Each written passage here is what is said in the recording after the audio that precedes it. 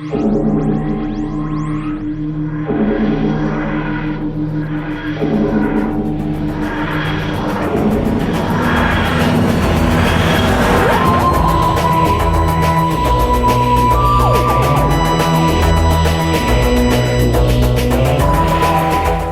Who fans, and welcome to the Big Blue Box podcast. My name's Gary.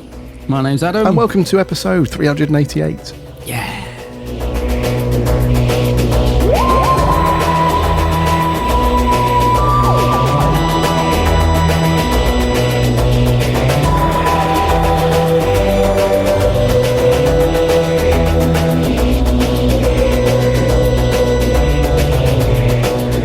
Welcome to another episode. We hope you enjoyed last week's when we were back for 387. Back to reviewing Doctor Who proper. Proper Who. Proper, yes. And we're back filling in the gaps, basically. We've got it's crazy. We were talking before we started recording, and we've got a big spreadsheet, bit geeky. I know. We've got a very big spreadsheet that's got every single story of Doctor Who. And we were going through it, and we were like, we've actually done quite a lot, haven't we? Yeah, we have, yeah. Yeah, so we're trying to fill in the gaps. And the problem is however much we've tried to space out stories that a couple of doctors who have got a lot more stories than other doctors, it's still a bit tricky. So we've got, I think we've got about, 4 or 5 stories left for Tom. Maybe 6 stories. But the trouble is we've done all of Davison. There's only one left for McCoy. We've got a couple of Pertwee stories. There's quite a few of the earlier ones, like the Hartnell and Troughton era stuff, isn't there? But that's a unfortunately, a lot of them are missing. We were sort of going through saying, actually, although there's a lot on this list that we haven't done yet, we won't be able to do them. So like Marco Polo's on there. A few of them have been animated since we set up the spreadsheet. So I guess that we could do the animations. I think Underwater Menace is one that we haven't done. I haven't even watched that animation yet. I don't know if did you get around to watching that? It's released fairly recently. Oh, you have? Yeah. Okay, all right. So I won't ask you what you think Vic was. I'll save your thoughts, but... Yeah, so we've got quite a few stories from the Hartnell and Troughton eras that are, as we said, they're either missing or whatever. So, we're going to have to try and figure those ones out. We'll figure it out somehow, but... you'll find out later on in the show what we're going to review next week from our... It's mainly classic Doctor Who, to be honest with you. I mean, there is one modern story, but it's quite seasonal, should we say. So we can't just drop that in, at the drop of it. So anyway, we'll figure it out. But yeah, to be honest with you, dude, it's actually really cool looking through that schedule and seeing what all the stories we've done and, the few that are left to do. So we're almost there. Yeah, I'm actually quite surprised. And you, I think, mentioned, I don't think it was while we were recording, I think it's after we finished last week, you reminded me that this is like 10 years this year that we started doing the podcast. Is that right? This is our 10-year anniversary, which I find incredible, to be honest with you, because I can still remember sitting on the sofa and getting a message from you saying, that was fun, that podcast when you jumped on. Do you fancy doing it full time? And I was like, yeah, why not? And that literally feels like it could be last week. So I can't believe it's 10 years. So yeah, I guess we've been blitzing through them over that time. But it is, incredible when I look at that spreadsheet and see how many we've done. Yeah, that's true. And if you're a new time listener to the Big Blue Box, you've got loads of content to go back and listen to. Because not only have we reviewed nearly all of the main stuff, we also reviewed all of Torchwood and all of Sarah Jane Adventures. And we also did Class as well. Gosh, yeah, we did, didn't we? Oh, wow. Yeah. Actually, someone commented on our Facebook page this week, didn't they? And asked if we were going to ever do Kanon and Company. Was it on Facebook or... Yeah, Facebook. Yeah. Twitter, X, whatever it's called. Yes, and that is one that we've got a friend called Adam, who is desperate for us to do Kanon and Company. So I guess we will, but I don't know when. But I guess at some point we'll get around to doing that one. Kanon. Yeah, I think it's one of those things, isn't it, where if we have enough people say, you guys really should be, then we'll have a look. I guess I'm sure we can fit that one in. We can squeeze that in. I'm sure. Right. So before we get on with the rest of the show, we've got one small bit of news to speak. But we won't land a TARDIS and do it all properly. We'll just mention it now. And then we're on to our review of a certain Tom Baker story, as we're trying to get his stories done and finished. And you'll find out later on in the show how you can follow the Big Blue Box and all that stuff. But yeah, just to reiterate that we have so much back content now that if you want to listen to us two waffle and talk about Doctor Who and all the things basically, then enjoy, grab a cup of tea, sit down, and you can find us on all the podcast apps. We're on Apple Podcasts, Spotify, all the things, Google, Amazon. Go all the way back to March 2014. Indeed, and if you do go back and listen to some of those really early ones, you may need a couple of cups of tea, because some of them are about 4 hours long. So we've tightened up the podcast over the years, haven't we, mate? Sometimes we've not been successful at it, but we have trimmed a little bit of the fat off the podcast over the years. Some of the early ones are quite long. They're still good, listener. Still go and listen to them. But we used to do other things that we don't do now anymore. So yeah, you may need a couple of cups of tea. That is true. If you listen to an early one, yeah. That Fill is the true. kettle to the brim and get it boiled. This is very true. I had not considered that. When we first started recording, we talked for hours, didn't we? Christ. Oh, and we used to do merchandising, and Dalek Tat would pop in and give us his take on stuff. Oh, yeah. Dalek Tat, yeah. Oh, Dalek Tat. Where is he now? We just don't know. Who knows? Circling the poosh, possibly. Yeah. Or who knows? Plum. Or Clom, yeah. Who knows? Yeah. We're making it sound like a bit of a coming to an end, by the way. That's not the case. Because we have it sound a bit like that, we have lots of Doctor Who on the way, as we know. We have Shooty's first series dropping in May, so we'll obviously be around to record all that stuff, and then his second series and whatever else comes from those guys over at Russell's Place now, over at Bad Wolf. We know we've got spin-offs on the way. Who knows? But we'll be around for all that. So yeah, and also on top of that, we also have our writing team that put out Big Finish reviews and various articles and stuff like that. So check out the website as well, bigblueboxpodcast.co.uk. Even more Doctor Who content to get stuck into. Indeed, those guys do really great work for us as well. So yeah, do go check out their content. It's fab. It is fab. Fam dabby dozy. Right. Let's talk. That's something you don't hear every day. Let's talk about the new Blu-ray box set that was announced earlier this week. We had some artwork that was, as is always the case, that goes out early, doesn't it? Someone gets hold of it and starts doing the rounds on the socials and whatnot. And it was looked. You can always tell when it's legit or if it's a fan edit or something like that. And the reason you can tell it's legit usually is because Lee Binding, who does all the artwork for all these box sets, his work is just unmistakable. Like the quality of his work and just how amazing it is. It just, you can tell a mile off. So there's loads of fan edits of various other series where people have said, oh, wouldn't it be cool if there was, this, if they did this season next, and a bunch of people knocked. So, and it's typically very good, don't get me wrong, but you can just tell that this was a legit thing. So season 15, Bud, is the next Blu-ray box set, which is going to hit. I don't know exactly when. It's probably going to be, where are we now? Mid-January. So it's probably going to be April, I would say. End of March, beginning of April, something like that. Is when it's going to land. But interesting to get your thoughts on this particular season, because I believe, I could be wrong, I have to check this, but I believe that we've reviewed all the stories in this season. Yeah. And as a season as a whole, dude, what do you reckon to this one? I think it's not one of the best Baker seasons, but I think it's one that when you look at the stories, there is a lot to enjoy there. I'm just looking to see what's in it, because I know Fan Rock is obviously in there, isn't it? I was going to say it contains a lot of stories that I don't often go back to. If you like, they're not sort of up there as some of my classic Tom ones, but there is also some good ones. Let me have a look. What stories do we have in it? Yeah, there are some interesting ones. So the series kicks off with Horror of Fang Rock, That's it, yeah. Which is obviously a classic. You and I reviewed that quite highly, I think. Really love that one. Very, very cool. Then The Invisible Enemy, Image of the Fendal, The Sunmakers, Underworld, and then The Invasion of Time. Oh, Invasion of Time, yeah, of course, yeah.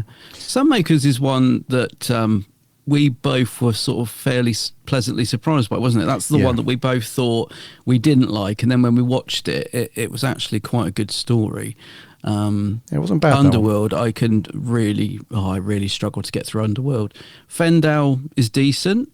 Quite like that one, actually. Visible Enemy, I can't really remember that one. Is that the one with the sort of red... The monster's like this sort of red outline. Looks like someone's drawn it in on the film. Is that one? It is, yeah. It's yeah, can't really explain what movie, yeah. Yeah, it's not... I remember I liked the first couple of episodes of Invasion of Time. That's where Tom's going mad, isn't it? I do remember I like the beginning of it, and then I think it loses it a bit if I remember rightly. Invasion of Time. Yeah. Yeah, correct. Yeah, The Invisible Enemy is... it's probably more well known for like the bubble wrap physical makeup on their faces and stuff. Yeah, but the good thing with these box sets, mate, I mean, as I said, I think they're all decent. You know, they're all watchable stories apart from maybe Underworld. So it's still a fairly enjoyable season in that sense. Maybe not the best season, but I guess what's great about these box sets and the thing that we all look forward to, especially those of us that have seen these stories a lot of times before, is the new extras. I mean, these sets are always lovingly put together with great new, extra features, and I'm sure this will be no different. So that's the thing I'm really looking forward to, the behind the sofas and the new making ofs. And I think there's a new Tom Baker, I don't know, well, not necessarily an interview, but there's a new little documentary of him just chatting away, and there's always good stuff on the extras, so that's what I'm mostly looking forward to with this set. Yeah, the extras look very cool. They're mainly focused on the horror of Fang Rock. Okay, yeah. Obviously, because I think not everybody would agree, but I think that's in series 15, that's probably the strongest story. It's normally the one that's reviewed and spoken about the most out of that story. So we've got updated special. That's always a controversial one, but we've got updated special effects for Fang Rock, and they show a couple of them in the trailer. They don't look too bad, They don't. No, they don't actually. Bad. Yeah, and I'm not a fan of updated effects because I think they often date quicker than the actual effects in the show. But occasionally they work all right, and I did like. So we do get to see an updated Routon, which looks all right because they've sort of enhanced it a bit. I mean, from the quick clip I saw, I thought, it looks all right. And actually, I watched the 5 Doctors special edition a couple of weeks ago with updated effects. So this is the new one, so they've updated the effects again, which I was a bit, because I love that episode, and I just thought, what have they done now? And actually, I approved very much of what they did. I actually thought, well, yeah, I do approve of these new effects. They actually work very well in that new 5 Doctors. So sometimes they do. I think it's when they don't tamper with them too much, when they just sort of enhance them or find a new way of doing what was already there without changing it completely or trying to be too fancy with the limited budget they've got. I think they do work when they keep it simple. So hopefully that's what they've done on these ones. Yeah. True. Yes. We've also got Darkness and Light, which is a look at the life and career of producer Graham Williams. That's probably going to be pretty interesting. Yeah. In conversation, as always, so Matthew Sweet. On this one, he's chatting to Louise Jameson. That'll be interesting. That'll be good. We've got something called Inside the Lighthouse, which is the making of Horror of Fang Rock. We've got what you were mentioned, the Tom Baker interview. It's called Tom Talks. And basically Tom Baker muses on life, the universe and everything. So that's probably going to be very interesting. That'll be good. Yeah. New audio commentaries. Tom Baker doing one, which will be good. Oh, excellent. New 5.1 surround mix for Horror of Fang Rock. And then we've got rare convention footage, Tom Baker Blackpool exhibition links, rare archive treats, HD photo galleries, loads of PDF archives and stuff like that. And then we've also got they've included the trailer, obviously, on this. So we have a new trailer, which we always get for these, which is Leela versus the Time War. I assume you've seen this, dude. It's very cool. Yeah. Yeah. I thought it was a great trailer. I loved it. I've mixed feelings on these trailers these days, because I always love them. I think they've been brilliant, every single one. But there's a little bit of me misses. So the early trailers were much more comedic and funny. You know, like if you think about the Peter Davison season where he was stuck on the aeroplane with Tegan and stuff. Do you remember all that? Yeah. And then there was one where Leela had a Vok robot serving her tea in the garden and stuff. And I just thought they were so fun that I'm a bit torn. I would like it if they mixed up a bit. So if we got like one like this, which was serious, but the next box set, it's more like a fun one. You know what I mean? Because they've all been quite serious recently. Like that last one with Tegan and the Tegan and the snake, whatever it's called. It was very dark, and I don't know. Do you know what I mean? I just miss a little bit of that comedic tone that some of the earlier trailers had. But that's not to say I didn't love this one with Leela in the Time War, because I thought it was fantastic. And when she beamed aboard the TARDIS and we got that clip of the Doctor turning and looking at her, I was like, oh yeah, loving it. So don't get me wrong, thought it was a great trailer. It was, and she was very good. Louise Jameson, she's very, very good. Yep. She is good, and I'm looking forward to that interview with Matthew Sweet, because I'm sure she will talk about her and Tom's relationship, because I think this is the season where he started to they famously, it just didn't click at all when she was cast, and I think this is the season where they started to build bridges and started to get on better, and you know she's bound to talk about that, I would assume. Yes, yeah. You would assume nowadays, of course, they're very good friends, which is really nice to hear. Mm-hmm. Yes, and then the last thing, which we all enjoy, is the Behind the Sofa. Oh, yeah. Which is going to be good. And my fave. Yeah, we've got Louise Jameson. We've got Colin Baker. Colin! Yep, Sarah Sutton. Brilliant. Janet Fielding, Matthew Waterhouse. Hey! Katie Manning. Yes. Betson Roberts, who is the wife of director Pennant Roberts. And comedian and presenter Toby Haydock. Oh, superb. I love the Behind the Sofas. They're always the first thing I put on whenever I get a new box set. I go straight to them. I love them. And actually, a bit like our podcast, mate, I've noticed they've tightened those up as well, because if you watch some of the early ones, like on the season 12 Blu-ray, they are a lot longer, and I don't know, they were still fun, but they've definitely tightened up the Behind the Sofas. They whip along now. They're great. Oh, for sure. Yes. Yeah. They're very good. So anyway, season 15, the Blu-ray box set collection is up for pre-order now. You can order it from all the usual places, Amazon, Zavi, HMV, those sorts of things. And we have no release date yet, but I imagine it will be around April time. I was thinking that. I mean, they've just announced a BFI screening of Horror Fan Rock. Oh, mate, to launch this event. Don't. What? The ticket situation is getting ridiculous, dude. Yeah, it is. Yeah, absolutely agree. So this is on the 4th of Feb, I believe. Sunday. Yep. Sunday, which...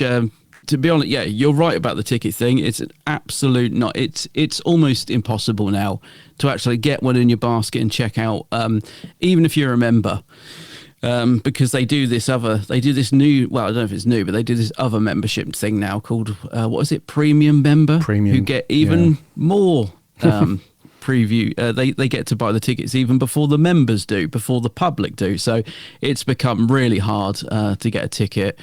I believe Maria, from our writing team, I believe she managed to bag one. So she'll be there representing us. I hope I'm right in saying that. Yeah, she did. I'm pretty sure she said she managed to get one. Yes. But yeah, it has become a nightmare. I mean, I didn't bother trying because that's the day I fly back out to America. So I was sort of gutted that I was like, oh, it would have to be that day. Like, couldn't have been, day. But yeah, so I couldn't have gone anyway, which kind of in a way took the pressure off me because I get ridiculously angry when I miss out on tickets to these things. And so yeah, it took the pressure off me, mate. I didn't even bother trying because I won't be here. I'll be flying out to the States on that day. So, but yeah, I don't know. Did Maria get you a ticket? Are you going or Did you get a ticket? No, I wouldn't. No? I didn't. Yeah, so I saw it pop up. I think I saw it on Twitter. Yeah. Somebody said it was going to pop up. So the general release time was 4 p.m. for sort of general ticket sales. But I think members and premium members, I think they could do that from, I don't know, I think it was 1 o'clock, 2 o'clock, something like that. Yeah. And I remember I looked on Twitter just after that, and there was quite a few people saying it's how ridiculous it was, because they had, they were ready on the website, ready to go for when their membership sort of opened up and they could go and get tickets, and they just couldn't. It sort of just sold out literally within a couple of minutes. So loads of people missed out on this one. I haven't seen as many people that I follow on Twitter. Normally I see the same sort of people say, I bagged my ticket today, but I haven't seen much of that at all. I know our good friend Morgan, who often gets me a ticket, he didn't manage to get one, so he missed out. He said he just couldn't get it in his basket. I know my friend Phil just said it took him a couple of attempts to actually get it, to get through to get it in his basket. So yeah, it has become a real pain, to be honest. I almost wish they could put them in, do 2 screenings, maybe one in the morning, one in the afternoon or something, because they've got more than one screen there. I'm sure there must be something they could do, because it is just becoming really difficult to get tickets to this event. So Louise Jameson is going to be there as well, which is nice. She's going to be there at the BFI screening on the 4th of Feb. So they'll get her up on stage and have a chat with her, which will be nice. Yeah, so it will be a great event. So if you manage to get tickets, enjoy. Let us know how it goes and what happened. And what I was going to say, mate, it's normally the box sets come out fairly soon after the screening. So if this is the 4th of Feb, I, like you, assumed the box set wouldn't be out for another couple of months because they've only just announced it. But with the screening being in Feb, I'm now thinking end of Feb, beginning of March. I don't know. Oh, possibly. Not sure. Yeah. But yeah, it does. I don't know, unless they've planned ahead a bit more with this one and they're sort of ready to go. But I would assume somewhere around there, probably March. Okay. Time, maybe. Yeah, that makes sense. I don't know. Yeah, that makes sense, dude. Yeah. But that's just a guess. Yeah, good times. Yeah, so Maria will let us know what it was like. She'll do a write-up for us, won't she? Yeah, she'll do a on-the-spot roving on-the-spot review, yes. Yeah. Just before we move off this, mate, do you like... Well, I know you like the artwork, but I really like this artwork. It's a lot busier compared to some of the early releases with all the cogs and the Doctor's flowing scarf, but I really like the artwork for this one. I think it's a cracking piece of artwork. I think Lee Binding, months ago, sort of gave a bit of a hint that this would be the next set, because I think he posted something like on Twitter, one of my favourite artworks for one of my least favourite seasons, or something like that. Don't quote me on it, because that might not be what he said, but it was something like that. And people thought, they just, like they do, put 2 and 2 together and said, oh, it's season 15, it must be season 15. So, but I think it's a cracking cover for this one. I really like it. Yeah, I do. Yeah, it's very, very cool. Yes, it has a very classic feel to it. I think some of the previous box sets, the artwork that Lee's done, it still has a classic feel, don't get me wrong, but you get the feeling that the BBC or whoever sort of nudged him a bit and said, look, it's classic Doctor Who, but we need to make it look very what's the word?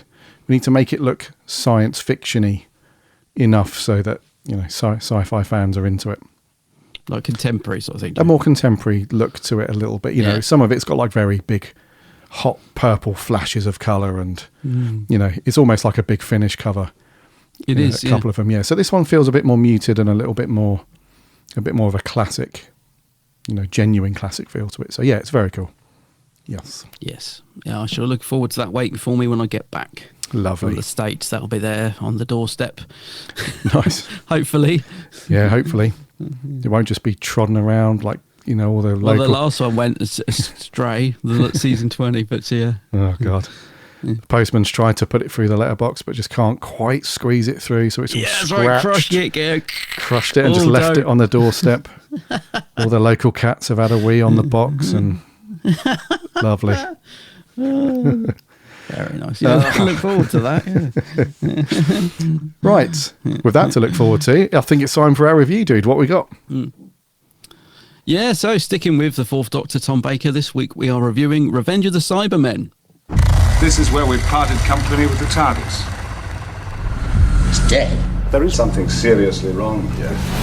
Once the infection develops, they've got a few minutes to live. I don't believe you've got the plague here, Commander. Cybermen. That's what we're up against, Commander. Cybermen. They're utterly ruthless, total machine creatures. We shall proceed. Vogans will be destroyed. You know, I sometimes wonder if your friend is quite right in the head. The Cybermen are here. They've landed on the first level. We've suffered heavy casualties and need reinforcements. Our weapons have no effect on them. We are destined to be rulers of all the cosmos. No, I don't think so somehow. You tried that once and you were nearly wiped out. Oh, that was a good trailer, dude. It's a good trailer, yeah. Very nice. So, Revenge of the Cybermen. It was first broadcast back on the 19th of April. It's 4 episodes. Back in 1975 and finished up on the 10th of May. It was written by Jerry Davis and Robert Holmes. Robert Holmes is uncredited. It doesn't say that in the credits, but he did have his finger in the pie, so to speak. It was directed by Michael E. Bryant and stars, obviously, Tom Baker as the Fourth Doctor, Elizabeth Sladen as Sarah Jane Smith, Ian Marter as Harry Sullivan, and about a dozen supporting cast members. The synopsis for this one is fairly short and sweet. Arriving on Space Station Nerva in its distant past, the Doctor, Sarah and Harry find its crew threatened by a mysterious plague. Discovering that things are not as they seem, they stumble upon a plan to commit genocide, devised by the Doctor's old enemies, the Cybermen. So on the surface, dude, on paper, it sounds very cool. But what did you think to Revenge of the Cybermen? Well, I have to say, I enjoyed rewatching this, not last night, the night before. I rewatched all 4 in one. I was going to watch it 2 episodes at a time, but I ended up watching the whole thing. I did enjoy it, but I have to say, it's a story that's never as good as I remember it being. So although I enjoyed it, it's stuff. It is a bit of a plodder. All the stuff with the Vogans is pretty dull. The Cybermen don't really do anything. It's not a great Cyberman story. But yeah, I don't know. It is one. I don't know if nostalgia plays into this a little bit in terms of my enjoyment, because I always just think, but I used to have this on VHS and I used to watch it a lot. And then, of course, now fast forward so many years, I'm watching it on shiny Blu-ray, and there is a nostalgic feel to it. I do like the look of the Cybermen in it. It just takes me back to being like a teenager and watching this on VHS. So there's a bit of nostalgia plays into this, but I enjoyed it. But I have to acknowledge that it's not a very good Cyberman story. They don't really do anything in it. The Vogans are boring. It does go round and round. It takes a long time to sort of get to its conclusion, and when it does, it just abruptly ends. So it's a little bit middle of the road, unfortunately, as a story, looking at it through my reviewer's head. But I enjoyed it enough. I think it's just not great, but I do think it's got enough to it to make it an enjoyable watch. So I still like this one, even though I think I've got to acknowledge that it's not a particularly great story overall. But it's got some nice bits. I like all the stuff in the caves and with Sarah, and the stuff with the bombs and Harry Sullivan as an imbecile and all that. It's got some lovely moments in it, and the cyber leader prancing around with his hands on his hips is a real thing to behold. So that's fun. I do like the design of the cyber head. So I don't know about the rest of the costume, but I do. I've always loved this cyber head, if you like, because I remember that when we saw it in what was the Eccleston story where they land and we saw one of these cyber heads in a cabinet. Was that Dalek? Or, you know that story, right? I know which one you mean, yeah. Yeah, so the people will be shouting at the podcast. They'll know what I'm on about. So there is something about the design I like. I don't like the gun in the head. I think that's a ridiculous idea because they kind of have to sort of lean forward and aim it, and it's a ridiculous idea having this gun in the head. But I do love the design, the sort of new redesign, and I hadn't realised this was the first cyber story in like 7 years. So the last time we saw them would have been the invasion with the second Doctor. So I think that's quite incredible that Pertwee never met the Cybermen. I think he would have been great going up against the Cybermen. So yeah, it's a bit of a lackluster return for them, if I'm honest, but there's enough in it for me to find it enjoyable. So yeah, it's just a bit middle of the road for me. What do you reckon? Yeah, this is a strange story for me, this one. It is, isn't it? Yeah, because I think there's lots there's lots to like about this one. There is lots, and it's one of those stories where you think, if only they'd changed just a couple of things, it would have been so much better. And I think a lot of viewers were very much in tandem with how it's well known that Philip Hinchcliffe really disliked this one. Yeah, he's not a fan. No, he really disliked just like some, not even like this, like sometimes when a script editor or a producer or somebody sort of has some disdain about a story, it's normally the subtle things that they complain about. Very rarely does a story get all the way through to, finished production almost, and then they start saying, I hate, the main characters. I'm really unhappy with the music, and I'm unhappy with, music, all that stuff. So it's you can see his point though. So one of the things he really disliked was the Vogans themselves. He really didn't like all the masks and the makeup. He didn't like the, as he put it, the Shakespearean projected shouting all the time. Yeah. And all that stuff. So you can kind of see his point. I definitely do. So that's what I mean. It's like, on one hand, it's a very cool classic story. It's got some great elements in there, the whole, even the continuity part of things, turning up on the Ark thousands of years before the Ark in space, doing all that stuff. So that's very cool. Having that kind of world building stuff, from another story and all that. And the actual sort of motives for the Cybermen, and this kind of, you have this different layering of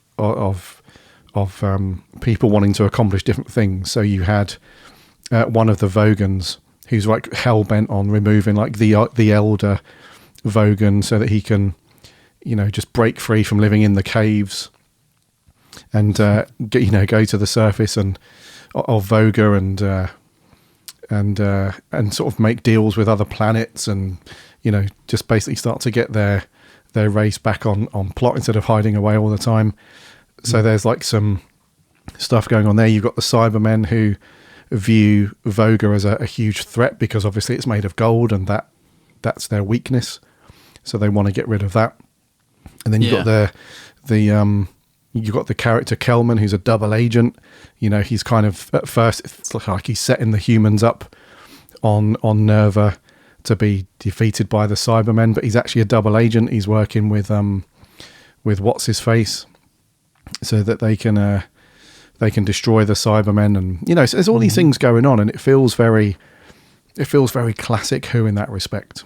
And the main cast are really good. So Tom's reasonably good in this one. It's not his best story, but he's reasonably good. Sarah Jane and Harry are very good. But it just, like you said, there are certain things that once you've seen it once, you're not in any rush to sort of watch this a second time. No, because I think when we put it on the schedule to review, I was saying to you, I haven't watched that one in ages, and it is one as a kid I would watch a lot in that one because I had the video, and I think as a kid I loved stuff like I loved the Cybermats because that would have been the first time I'd seen them, and I think the effect on the neck with all the veins glowing is really good. So that takes me back to my childhood, just seeing scenes like that. But again, when I watch it now, I still think the effect looks good, but I'm not a big fan of the Cybermat redesign. It doesn't quite work as well. Again, this is what I mean about it not quite standing up to how I remember it back in the day. It's a little more dated than I remember. Is this the first time that this is? I'm just trying to find this on Wiki. I'm sure somebody like our friend Martin or somebody out there will know. Is this the first time that it gets mentioned that the Cybermen are allergic to gold? I mean, it becomes a thing after this, doesn't it? Like in Earthshock, it's used to defeat them and stuff. But it's I don't remember that being a thing before, but I could be wrong. So I'm just looking on Wiki to see if this is the first story where it's kind of brought up, because I don't remember the Cybermen being allergic to gold before this. I don't remember it being mentioned in Tomb or Invasion or anything like that. But I think it's a cool idea. I like the idea of it getting stuck in their vents and all this. I quite like the idea of it. I think it is, dude. Yeah, I think it's the first time the whole gold thing is mentioned in relation to it being a weakness. Yeah, I think so. We could be wrong, obviously, but as I say, somebody out there will know. I'm just trying to have a quick look. I think it is, yeah. Yeah, and I love the idea of the reuse of the Ark in Space set. I think that's a cool idea. I think that's one of the things I like about season 12 is it with the time ring and all this sort of thing. It does have a little sort of arc which links the stories together, which is quite nice. Gives it its own little sort of feel to the season. And I think it's a nice idea to reuse the set but change it slightly so it's from a different time period, not just for money saving reasons, but I just think it's a nice idea in general to revisit a place but see it as it used to be or as it will be in the future. I think that's quite a cool concept. It's just a shame that the sets don't look anywhere near as good as they did in the Ark in Space, because the Ark in Space, that spaceship felt very, you got a sense of the space and room, it felt bigger, whereas it feels so much more enclosed this time. Don't sort of get that same sense of feeling, and it looks more dowdy as well. It doesn't look anywhere near as nice as it does in the Ark in Space. And in fact, the sets in general are not great. The Vogon set is all right. I mean, we'll talk about the giant Gallifrey symbol that's everywhere in their set. That looks all right. But the Cyberman spaceship, mate, it looks like they've been shoved in a broom cupboard. It is such a dreadful set. It's like just 3 slat walls. They've shoved some sort of piece of junk on one of the walls, and then they're just sat in front of a monitor. It's a dreadful set for the Cybermen. So yeah, the set wise, again, it could be a money saving thing. Set wise, Ark in Space set looks dowdy. The Cybermen spaceship set looks appalling, and the Vogons have a nice table. So it's a bit of a mixed bag, really. Yeah, that's the so when they go on location in the caves and everything. Oh, that's kind of cool, isn't it? I mean, that is nice. Yes, and that's Wookiee. That's Wookiee Hole down in Somerset. You ever been? No. Is it nice? Nor have I. Oh, you haven't? No, I've never been. I want to go. I really want to go to the pub that there's a famous, like behind the scenes clip of Tom taking some Cybermen to the Wookiee Hole pub, isn't there? I really want to go to that pub, but no, I've never been to the caves. I'd like to go. I'm a little bit scared to go down because I would imagine it's a bit claustrophobic, and also if you watch the making of this, apparently they had so many weird things happen down in that cave. They were like, they said there was a lot of even if you don't believe in ghosts or curses or whatever, they said a lot of stuff was going wrong down there, because it is supposed to be, I think it's supposed to have a witch haunts it, or there's something down there, they reckon. But Michael E. Bryan said they did have a lot of really strange things happen while they were filming down there. I think poor old Elizabeth Sladen nearly died, didn't she? The scene where she jumps in the boat, it kind of veered off on its own, and she was heading towards some sort of cliff, and one of the stuntmen, probably Terry Walsh, I think, jumped in and saved her, and then he was off because he drank so much of the water when it was carted off to hospital for like a week. And there's loads of stuff went wrong filming in those caves, so they probably didn't enjoy it too much filming down there, but it looks good on screen. I think the Cybermen look cool when they're down there. There's something about seeing them on location that I really like. So yes, that's what I mean. There are bits like that which are really cool, I think, really like about the story. Yeah. I've not heard anything about the curses and the Oh, you gotta watch the documentary, mate. There's something down there called the Witch's Cove or something, and they dressed it up as a witch, and then all this stuff started going wrong. Like someone fell off a ladder putting up the lights. Elizabeth Sladen was nearly killed. So there was loads of stuff happened while they were down there. And they said it's ever since they dressed up the witch and took the mickey of it. So they were convinced they'd curse themselves or something. So yeah, have a look at the making of, mate. It's all on there. There was loads of stuff went down in that cave. Yeah, I'll have a look. Yeah, I mean, I'm not sure. It's interesting. Not sure about the whole witches and curses, but apparently the cheese is nice. The cheese? Wookiee Hole cheese, yeah. Oh, I like the sound of that. I do like my cheese. Famous cheese, dude. But anyway, so the cave stuff was really cool, like the location, and you're right, seeing the Cybermen down there, and I think it was the lighting that was very cool, Yeah. I think they lit it really well. It still had that kind of foreboding kind of not pitch black, but this kind of darkness to it. But at the same time, it was it was good. And then you're right about the sets as well. So I think when we had the Ark in space, they had really gone to town a little bit more on more so the verticality of the sets more than anything for me. So in the Ark in space, when they go into like the main chambers where all the humans are being sort of held in suspended animation, that all the pods and stuff. Yes, yeah. You can know exactly what you mean. The set is really high, and and you can look up and there's lots going on. Whereas I know it's cliched, but this is just a series of little corridors, really. And then the only thing that you see outside of that is the main navigation bridge area, where where we see the guy at the beginning who's like trying to communicate with other people and stuff, and then you see like little quarters, really, and that's it. And then when we get onto the Cybermen ship, that's even less. It just seemed very claustrophobic and tiny, and and dingy.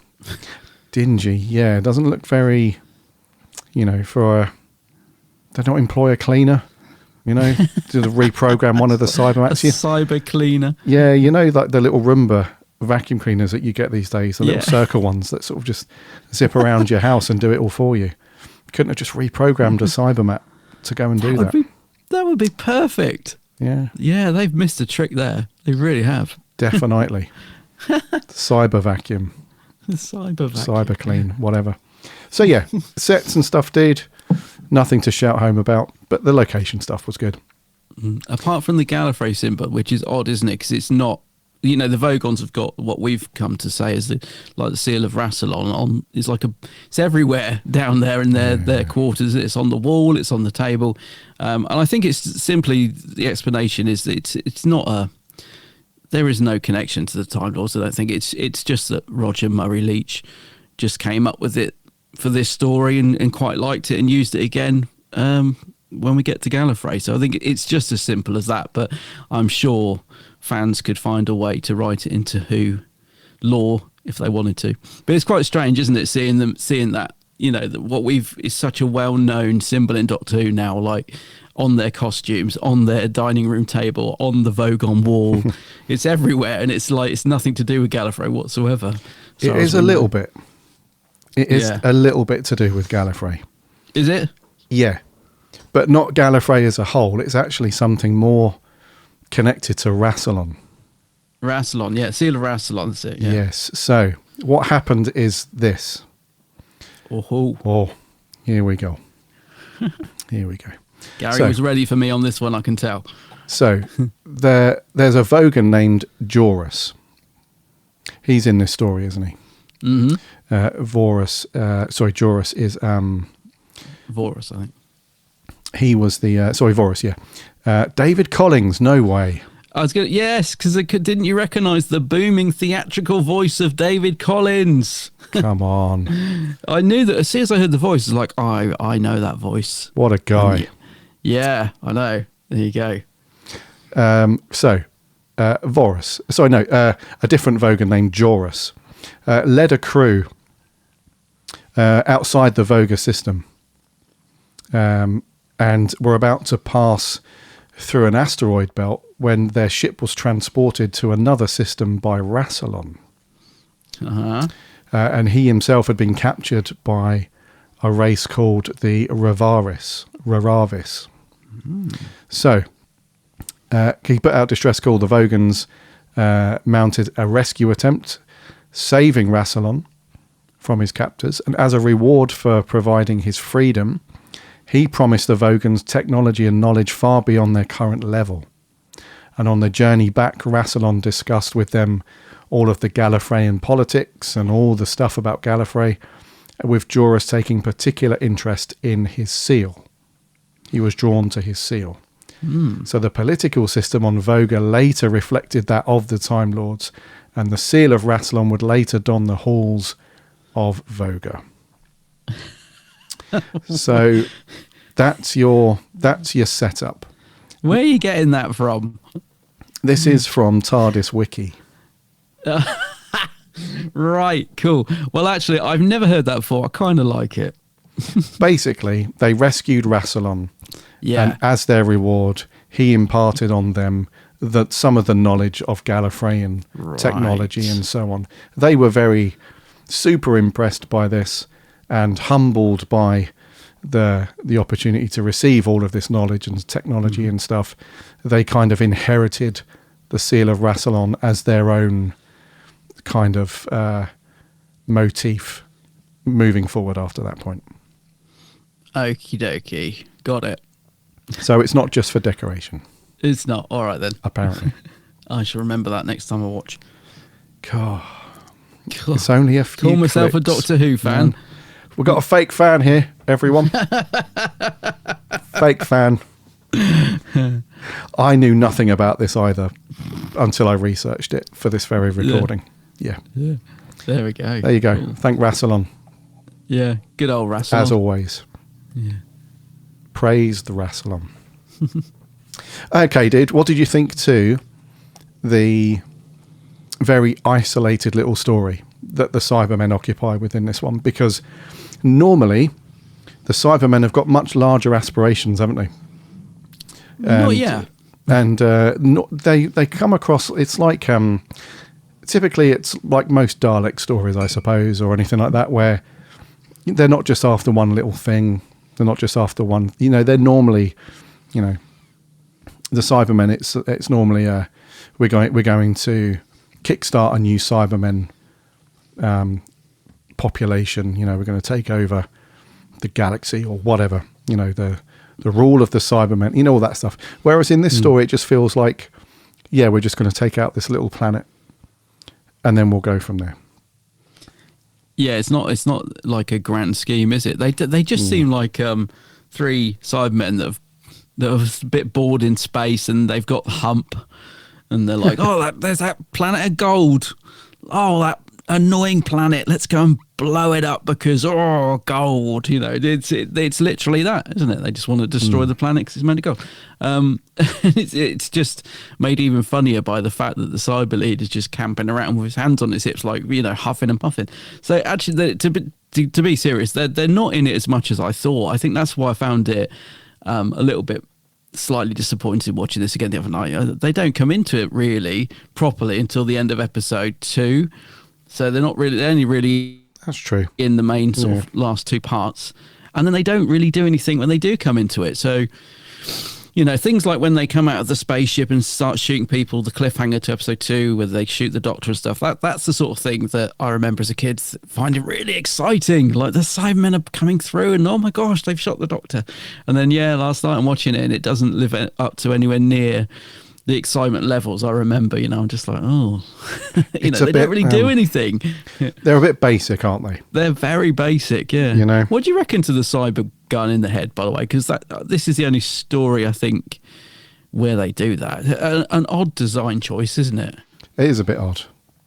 A wee bit odd. Because it really restricts them. I mean, if anyone's behind them or, they've got to spin round and try and aim. And, having said that, when the Doctor and Harry try and get the sort of surprise attack on them in the caves to rub the gold into the main chest plate. Yeah. They leap down on them from behind, but they didn't manage to get the job done. The Cybermen still sorted them out. That's true. Yeah, I mean they do come across as more menacing when they're in the cave for some reason. Maybe it is because of that fight scene. And I do like this thing of the bombs. If you try and take them off, they'll explode and stuff. So obviously we get that fun scene where Harry not only covers the Doctor in rocks, but then tries to blow him up by removing the bomb. So there are some good bits like that. But I don't know. I suppose it's quite handy not to have to carry around a big heavy cyber gun. It's kind of more compact to have it in your head. But maybe if they had one in their head and another one just in case they need it, I don't know. It's just a bit of an odd choice, I think. It is a little. I mean, it's not. I mean, you're limited in where you can put it. Really, it's just the way the guy has to put his hands on his hips and sort of bend down to try and shoot them and stuff. I thought, and also you're it's not operated by some kind of mental connection to the weapon. there's like I think there's a switch or something on their chest plate, so they're constantly sort of reaching around to find the switch, and then it reloads very slowly as well. Surprisingly, it's not the greatest. I should imagine it wasn't fun when they were filming as well, because they must have had to put those little charges in every time they filmed it. They'd be like, all right, stop for a minute. We just need to put another little charge in. Okay, action, fire, stop. Let's put another little charge in. I can't imagine it was a lot of fun doing that. That's probably why they didn't shoot that many people. Yeah. Cut. Reload. That took about an hour. Hey, nowadays it'd just be CGI'd, wouldn't it? Yeah, they wouldn't even bother with it. Yeah. So I think Cybermen in this story then overall, unfortunately, not the best in terms of why they're there in the first place, and also how they're visualized and some of the design choices and the actors playing them as well. It just felt, a little bit sort of clunky. They're just not threatening at all is the crux of it. They just sort of limber along, and the famous hands on the hips, as you've mentioned a couple of times, and it just doesn't feel like they're this very threatening, menacing, because they get built up that way. The Doctor does say, Cybermen, gives them like a little description, these terrifying beings, and all that stuff, and you think, he's nailed that. They are pretty scary. But then, I mean, we've seen like a couple of way scarier Cybermen stories before this point. Well, I recently watched Tomb of the Cybermen. I watched it over Christmas. I just had this desire to watch it. It was just a really random thing, like you do when you're looking at your Doctor Who collection, thinking, which story haven't I watched in a while? And it was because it's snow and Christmas. I don't know. My brain just went towards Tim and Cybermen, and I thought that is a great story. I really enjoyed watching it again, and they are threatening in it. I mean, they're throwing people all over the place in that story, even if they are on wires. But the cyber leader, he's sort of towering over people with his big old brain, and he's very menacing. And unfortunately, you don't get any of that sense in this. And also, I think the voices are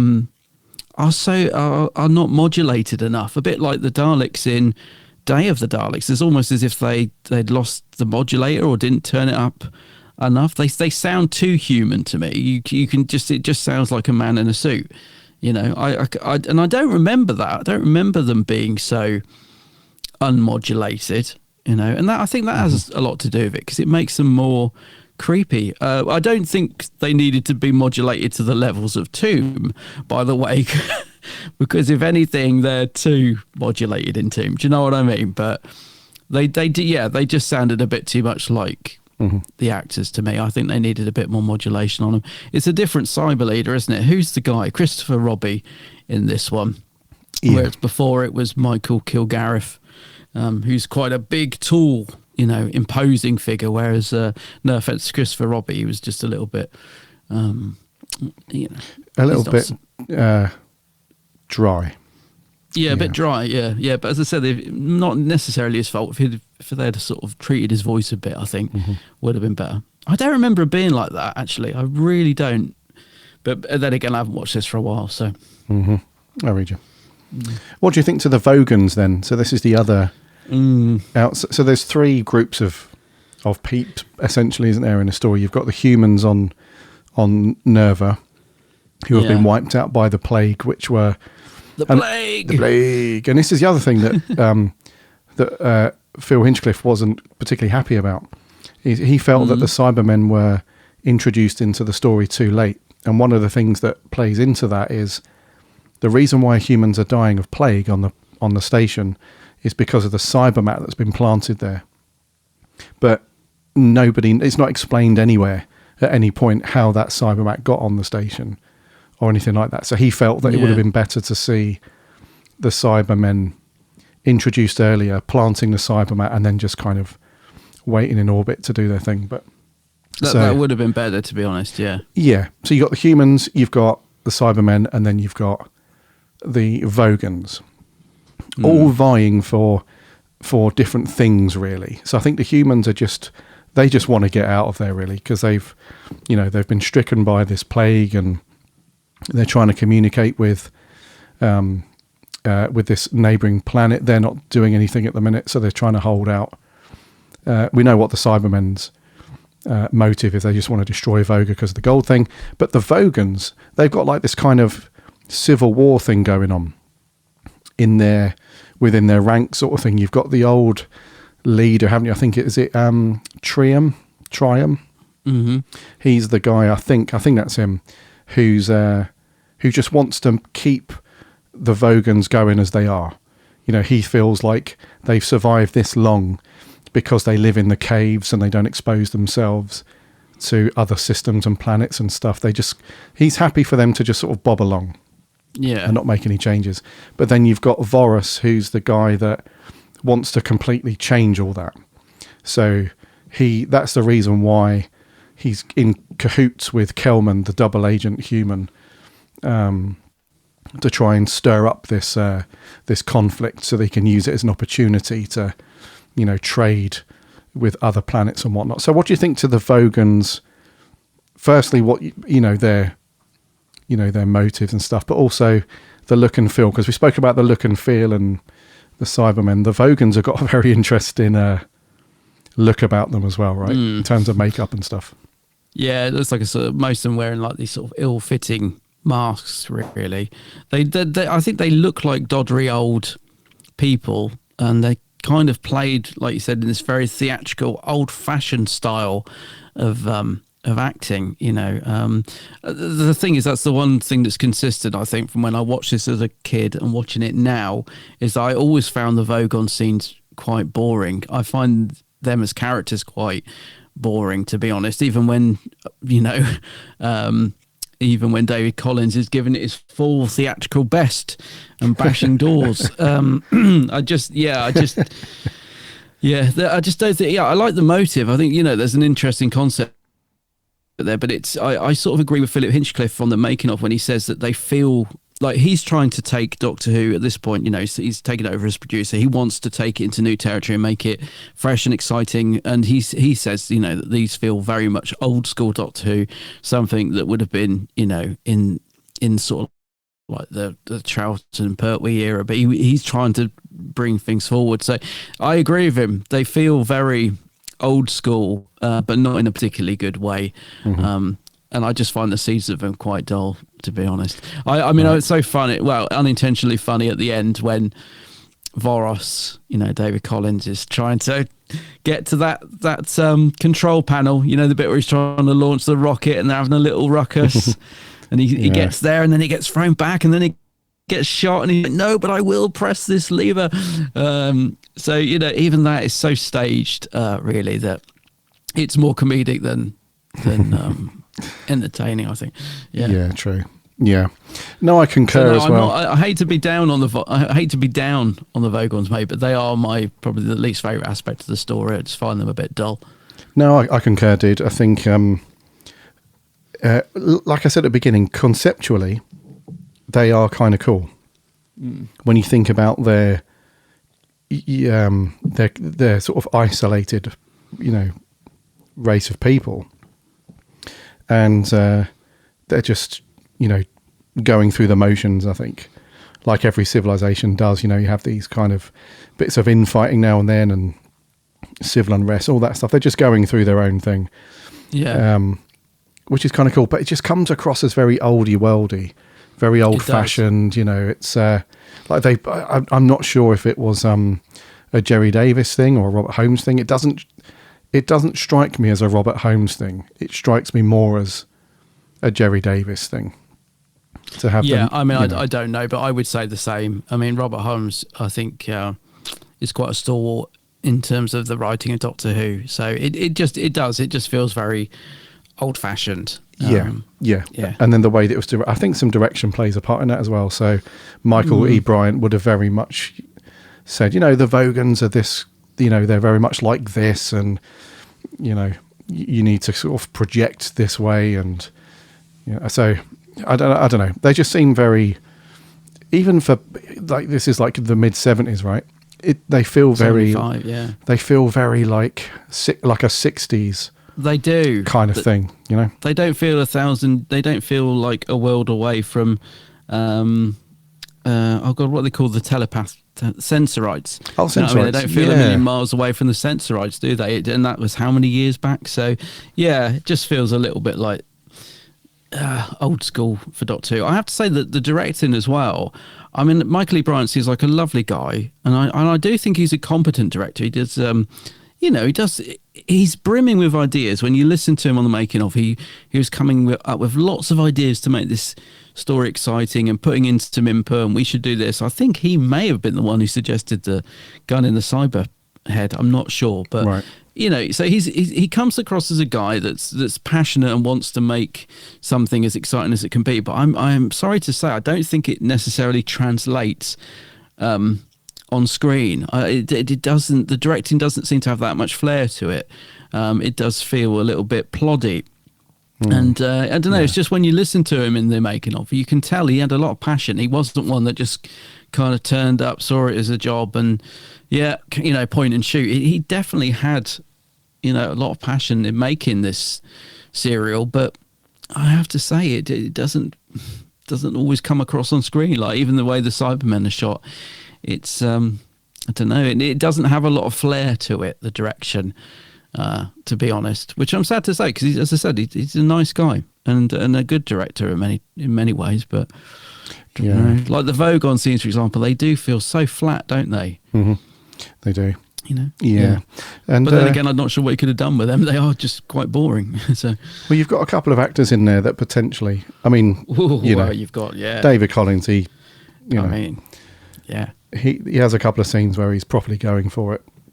He always does. Surprisingly, we don't see much of Michael Wisher in this one. He plays Magric, who's one of the old sort of aides, if you like, to Varus. To Trium, I think. And but he's not in it that much. Wow, I didn't even realise that was him. Yeah, didn't even notice him, mate, until you've just said. Oh, Davros. Michael Wisher, of course. Davros. Wow, no. Well, that just goes to show, doesn't it? Yeah. No, didn't even realise he was Magric. So there you go. There you go.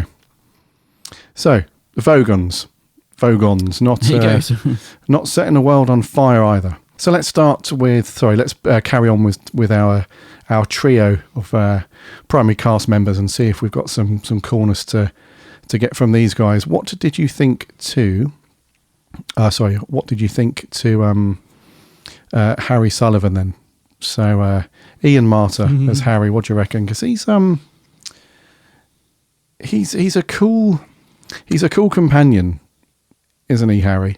He's almost like they've taken Ian from the Hartnell era, and they've said, we need like a sort of Ian character who can play that well. So I always feel like Harry Sullivan is like the second version of Ian.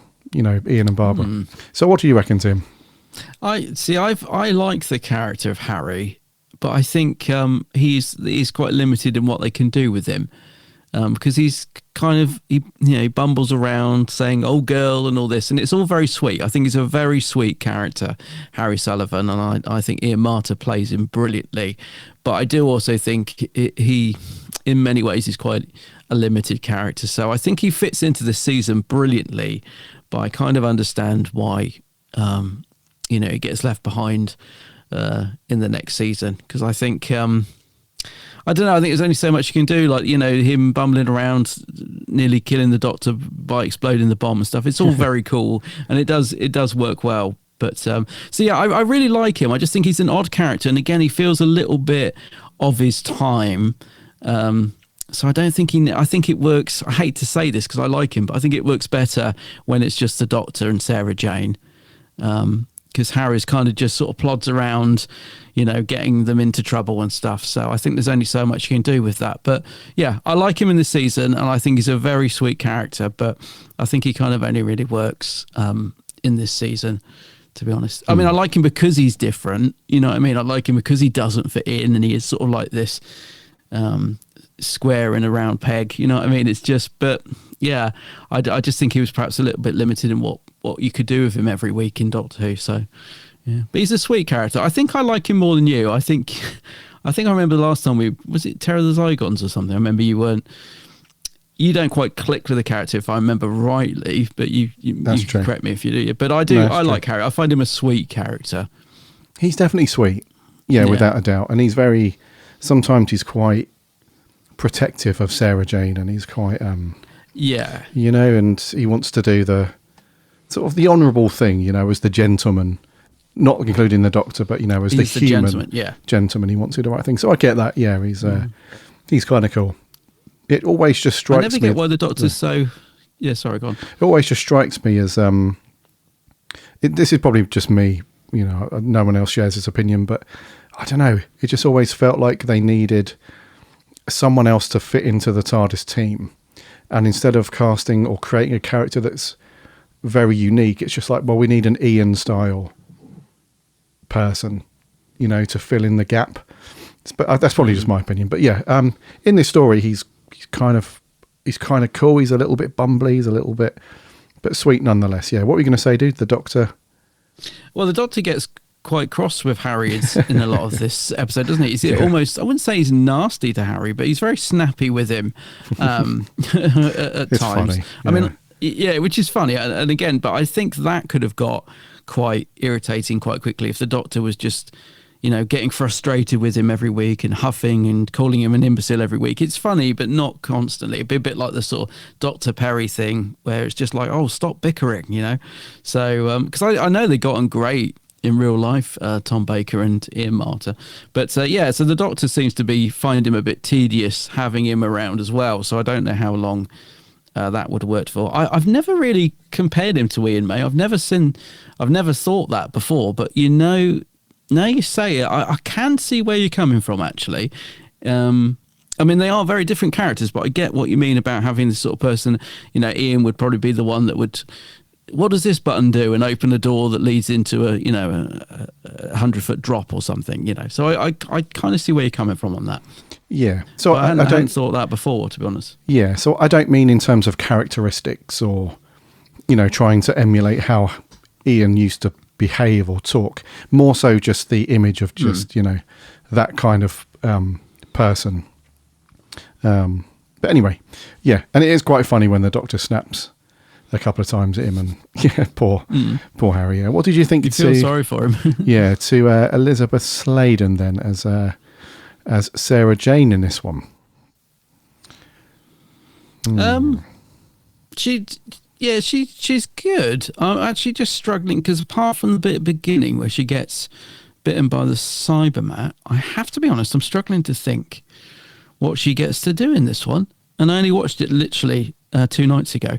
There's a bit where she beams back aboard, the ship, and you think she's going to sort of sort the Cybermen out, but she doesn't. She just gets tied up. I don't know, mate. Actually, help me out on this. I am actually struggling to think because I wouldn't say she's bad in it. It's Elizabeth Sladen always gives a solid performance, but there's the bit on the boat, I suppose, when she escapes, which is pretty cool.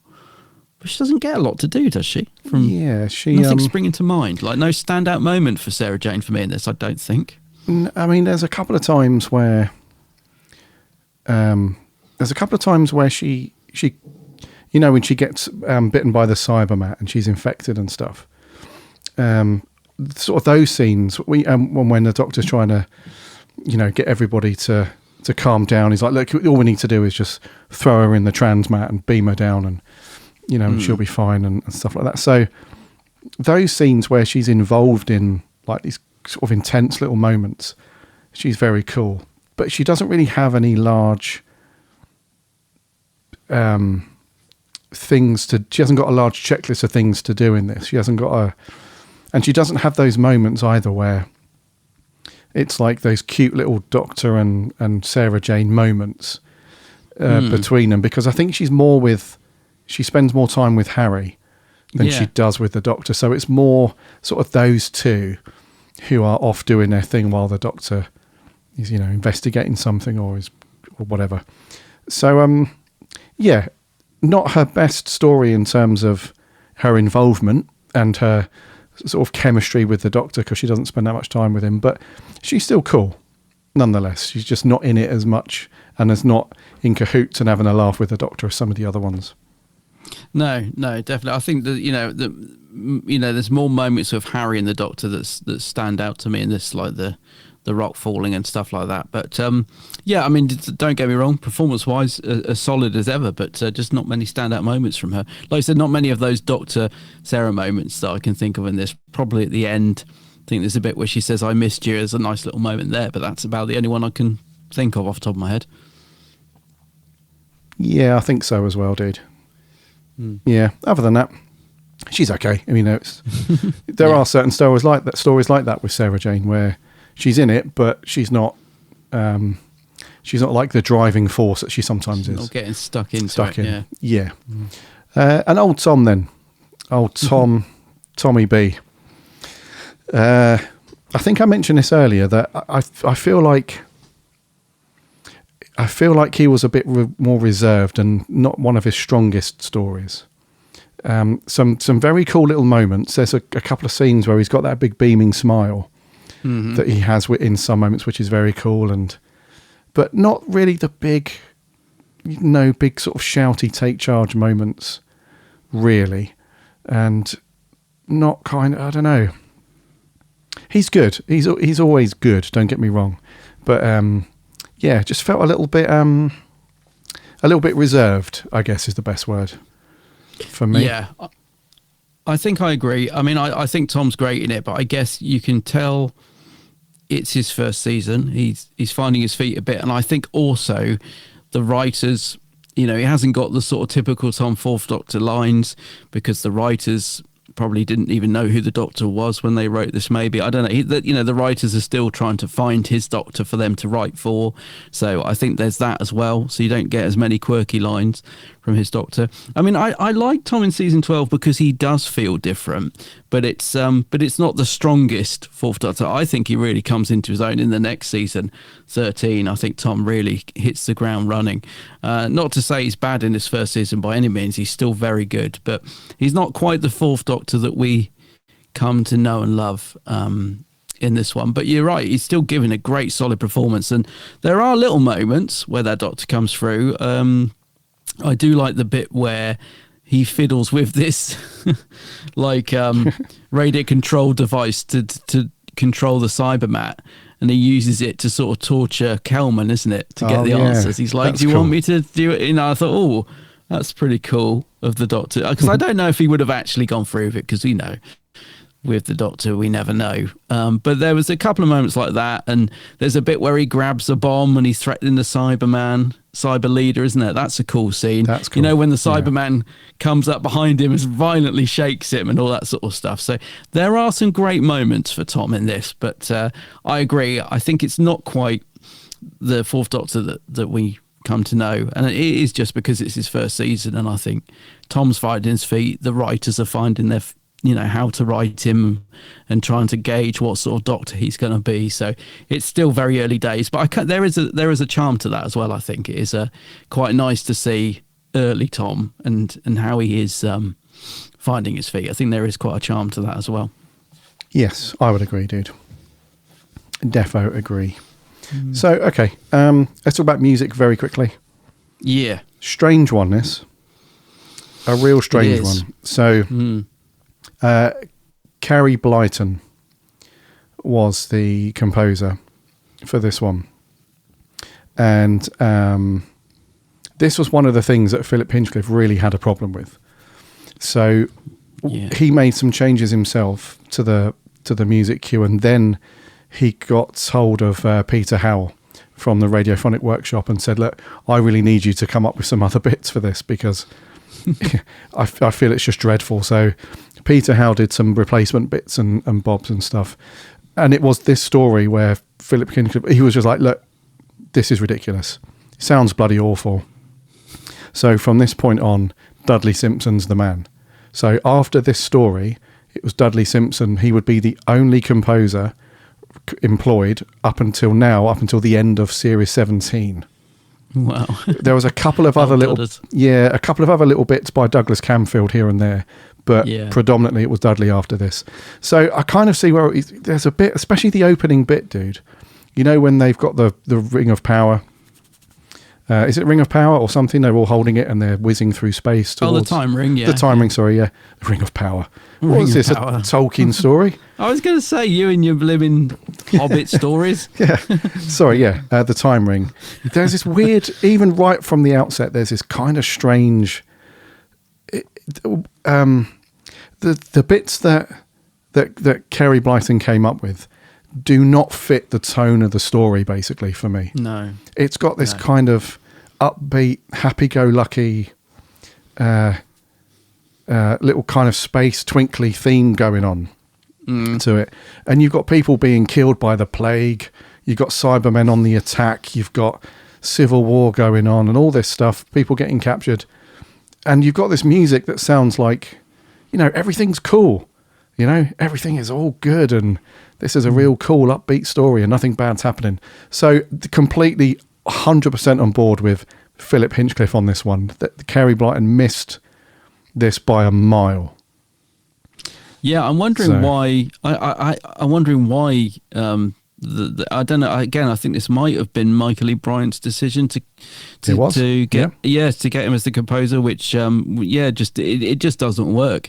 The music. I mean, we know with Dougie Camfield that for whatever reason he didn't like using Dougie Camfield didn't like using Dudley Simpson. So if ever we get a Douglas Camfield directed story, he will use someone else. So, but that's, like you said, it's quite infrequent.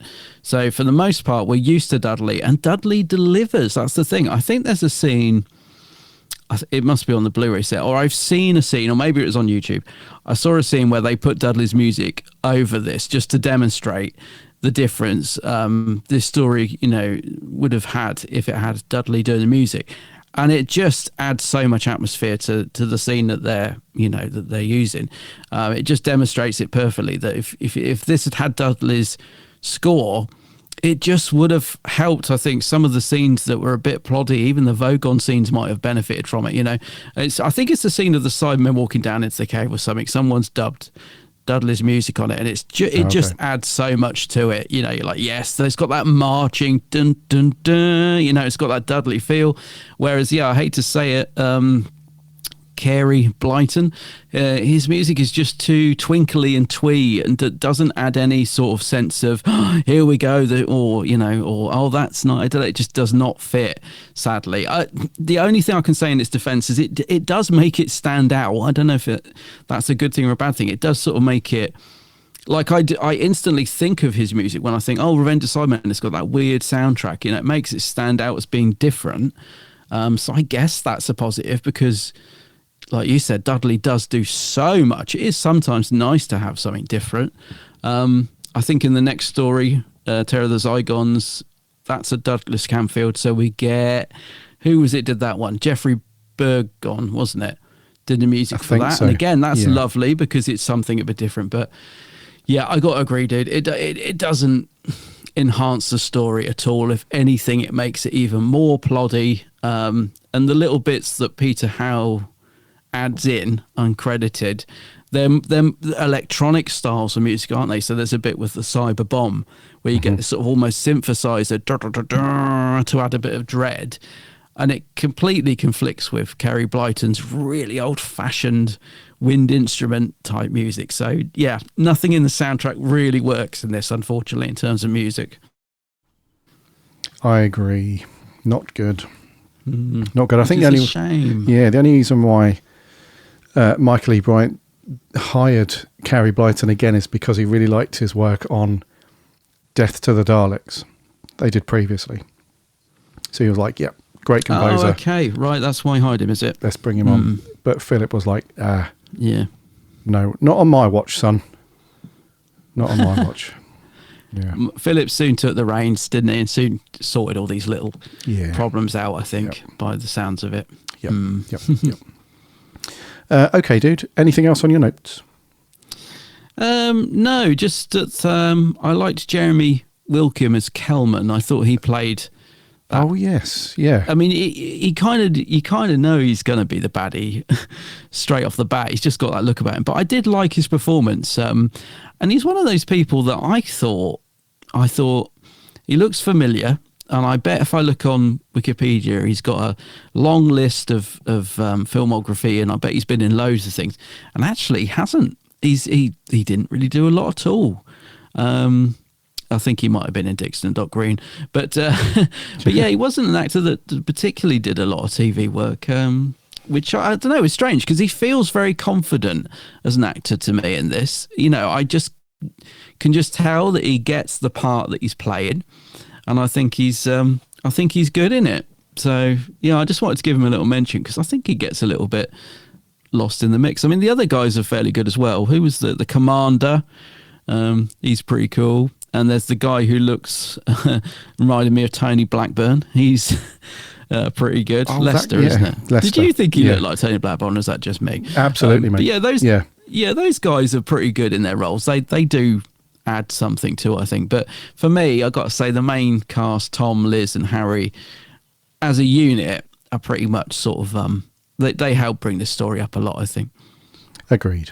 Yes. Yeah, I forgot about those guys. I don't think I got anything else. Apologies, mate. Yeah, Kelman, he was really good. Jeremy Wilkin. Yeah.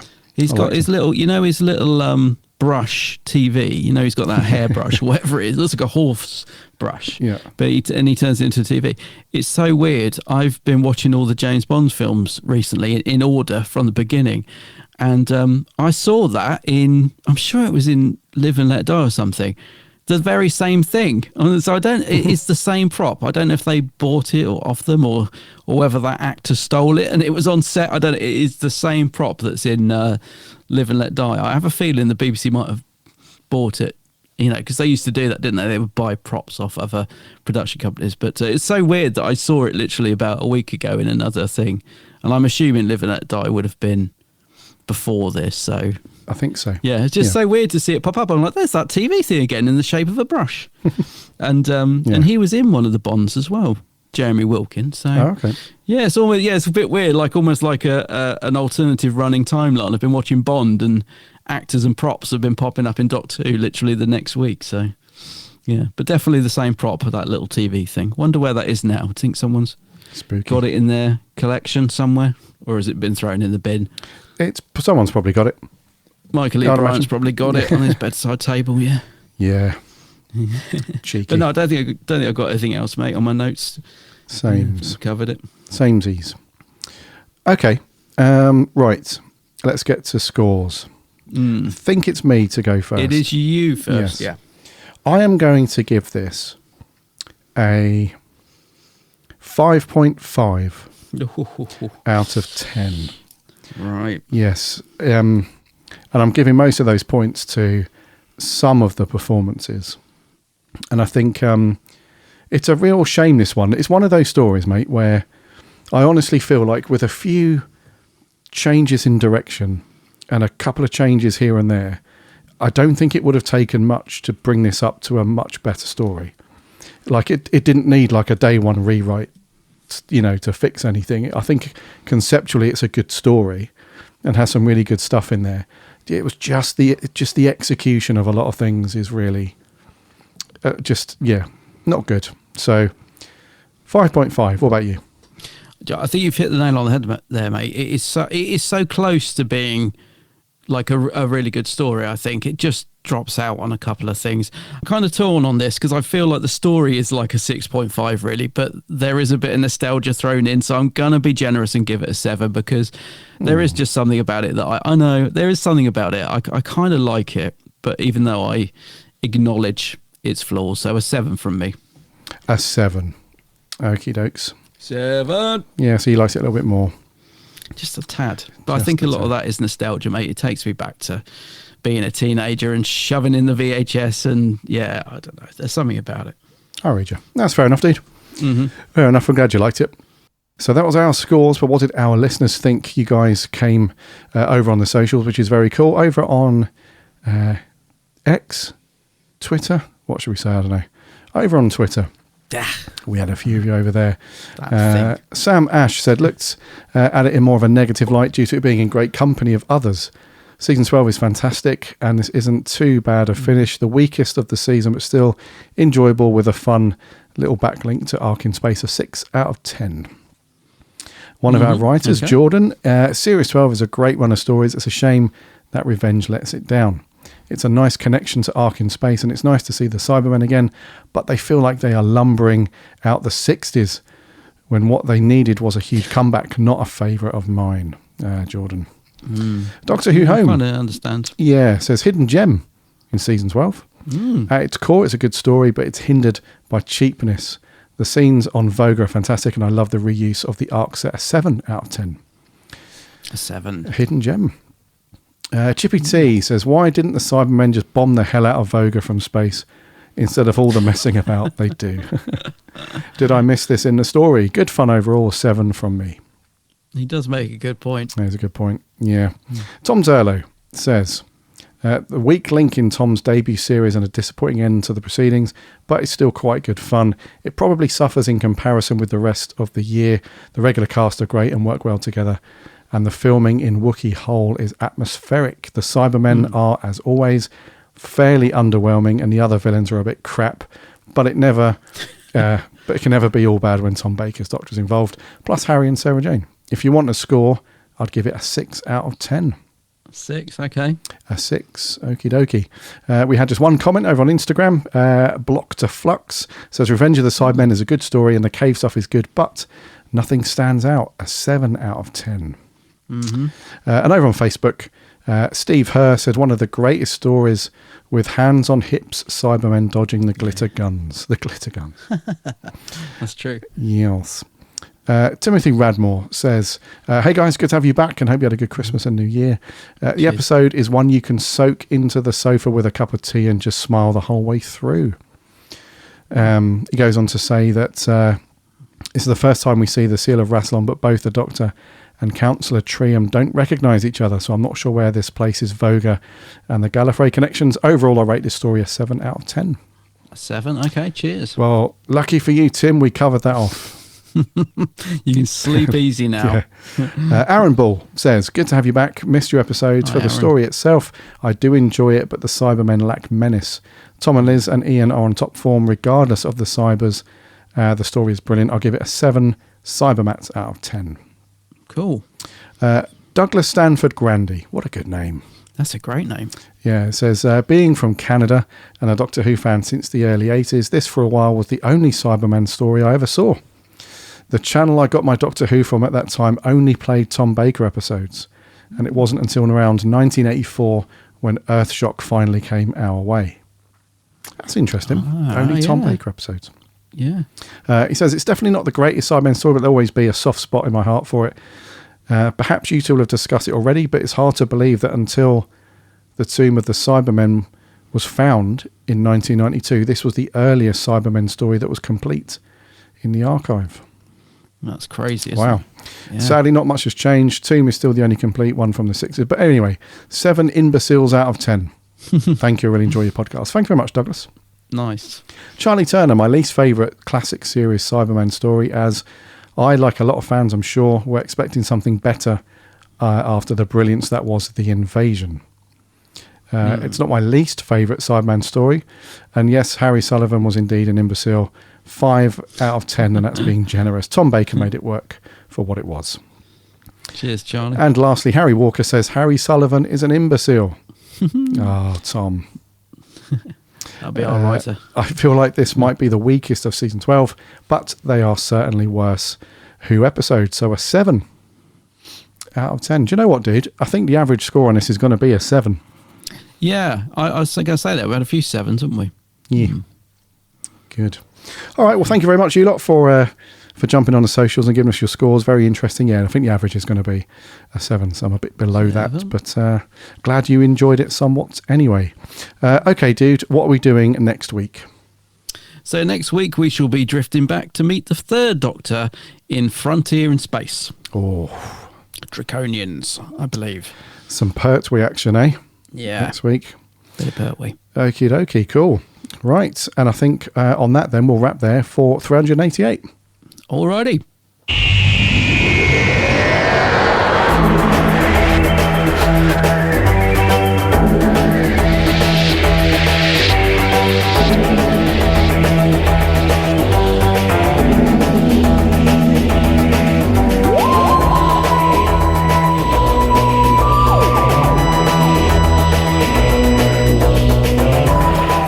thank you very much for coming back and listening to another episode of the Big Blue Box podcast. That was episode 388. As Adam said, next week we're going back to the Pertwee era. So get your DVDs and your Blu-rays, or Fired Up, or BBC iPlayer, whatever you want to do, and get that episode watched, because I'll be asking for your scores as always to see what you guys thought about that. In the meantime, make sure you are following and subscribing on your preferred podcast app. Wherever you get your podcasts, you'll find us on there. Give us a follow and a subscribe. That way you won't miss an episode when they land every Friday, plus the monthly roundtables with the writing team. We can listen for free on the website as well, which is over at bigblueboxpodcast.co.uk, and you can link off to all the socials there. Give us a like and a follow as we chat Doctor Who throughout each and every week. Also, check out all the articles and reviews from our writing team. Lots of Big Finish reviews, lots of articles. Get stuck in, loads of Doctor Who content from us. So get stuck in with that. Also, don't forget to remember to go and check out my co-host channel over on YouTube. It is, of course, The Geek's Handbag.